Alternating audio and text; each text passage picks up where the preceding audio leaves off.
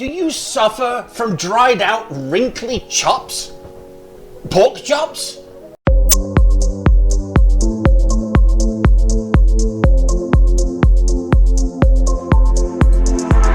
Pork loin chops.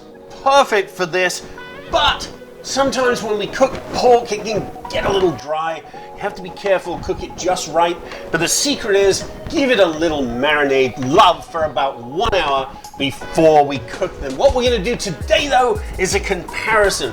Which is the best way to cook these? Is it pan-seared, pan-fried? All that crispy goodness, or is it put into the oven and crisped up in a nice 375 oven for about 45 minutes? They're going to be prepared identically, except one will be in the pan, one will be in the oven, and then we'll figure out if there's any difference between the two. Marinade is really simple. Olive oil, lemon, garlic, a little salt and pepper on them before they go into my magic device, which is an amazing technology. So what we're going to do is roll the lemon. Of course, when you roll lemons before you juice them, it's easier. You get more of the juice out. We'll just cut that in half, and that will be ready to go. Our garlic's ready to go. Let's throw some salt on these beautiful loin chops here. Salt is always good. And a little pepper. Let's start the flavoring right away.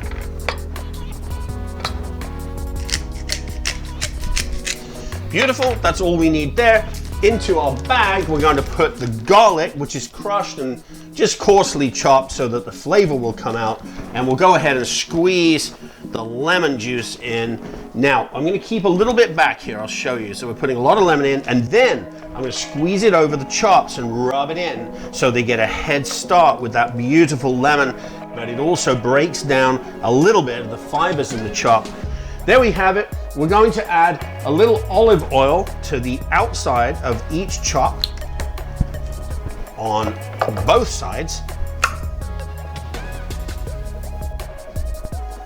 Plenty of olive oil, and then we're going to put these into our bag.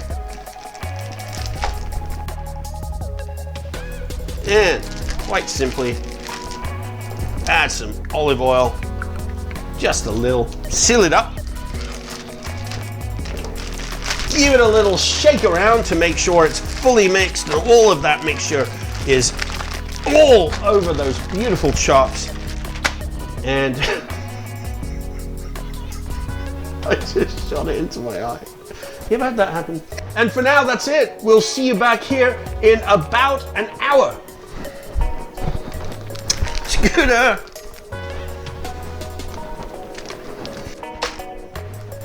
It's an hour later, and here they are, quite cold from the fridge. Let's take a look what happened while they were marinating in lemon, olive oil, garlic, salt, and pepper. Classic flavors. Now, if you look closely, you will notice, big chunk of garlic, who can argue with that, that the meat has slightly changed color. So this is what we wanted.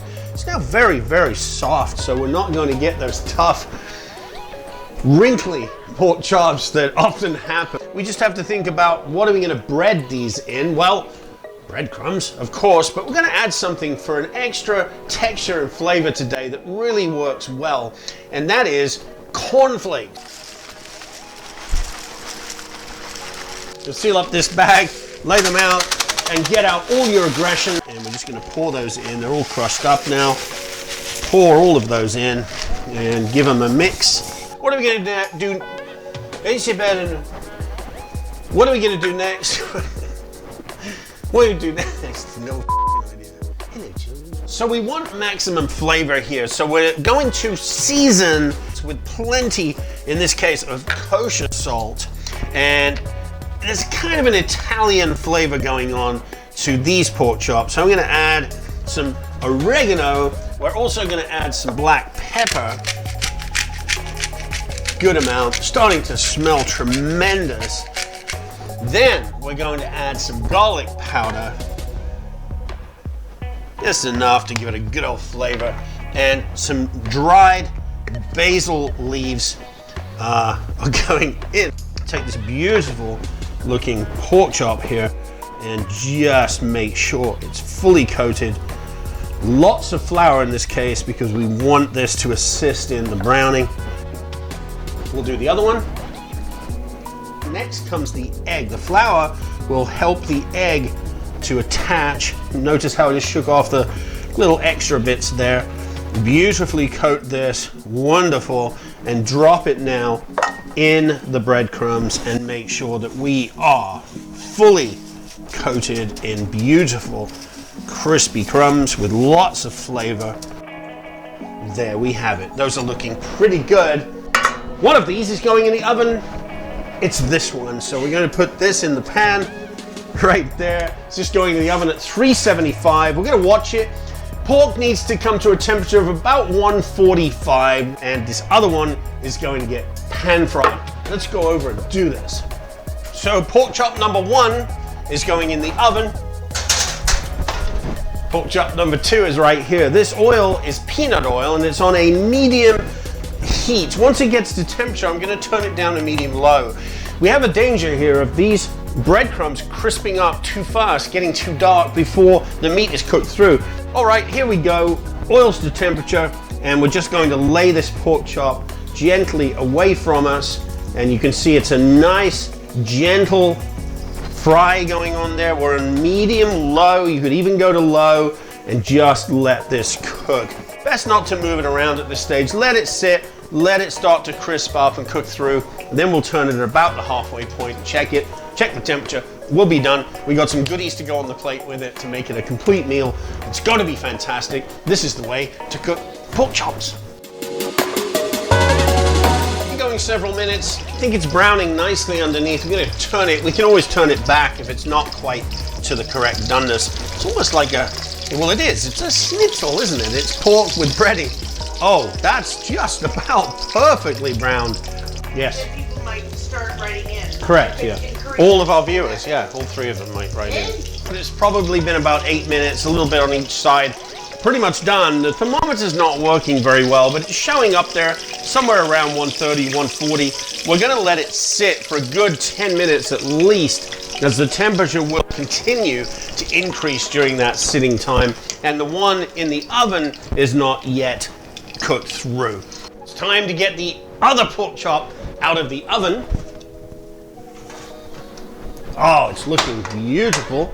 We're gonna let this sit for about 10 minutes, and then we'll plate them, taste them, and give a verdict, which is better.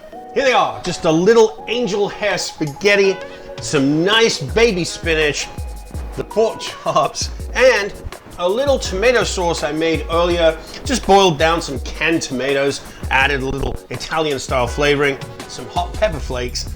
That's gonna go just around the pork chop here to the side as an accompaniment. And I have some Parmesan and Romano cheese. This is going to kick it up. Let's give it a little dusting over the top just to give some extra flavor. This one was done in the oven. It's a lot lighter in color than the one done in the pan, but it's cooked through, so it's going to have a taste difference. Who knows? Let's see. This one looks traditional. This one looks possibly maybe a little more healthy. What's going to taste best? I'm going here first. And let's just take a little cut through of this wonderful meat here. Find a section that's not bone so I can cut it. Oh yeah, it cuts through perfectly. It's perfectly cooked through. I think you can see that. And I'm just going to taste it on its own.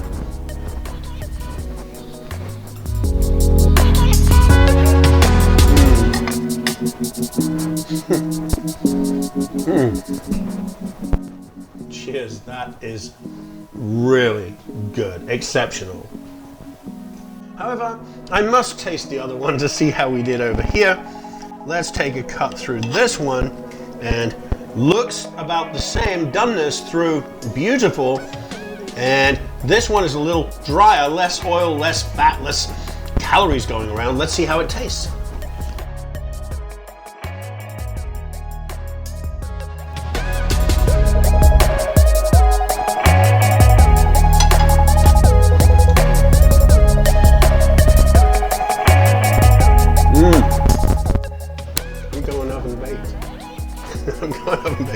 I really thought this would be the business. This is how I like to eat food. I gotta say, this one is a little juicier, a little more delicate. The flavors are just beautiful. I don't know why, maybe it's the lack of oily interference, whatever it is. Hey, you choose your own. They're both absolutely beautiful. You decide to pan fry, you're gonna have a great pork chop. You decide to put it in the oven, you're gonna have a great pork chop. You can't lose. I'm just going with the oven baked for now, but it's on my mood on the day, what I will do. I hope you enjoyed the video. If you did, please like, subscribe, ring the bell, leave a comment. Let me know what you thought. Try these out, see what you think. You know, you are always welcome right here in the kitchen, and I certainly hope you'll come back and see us next time.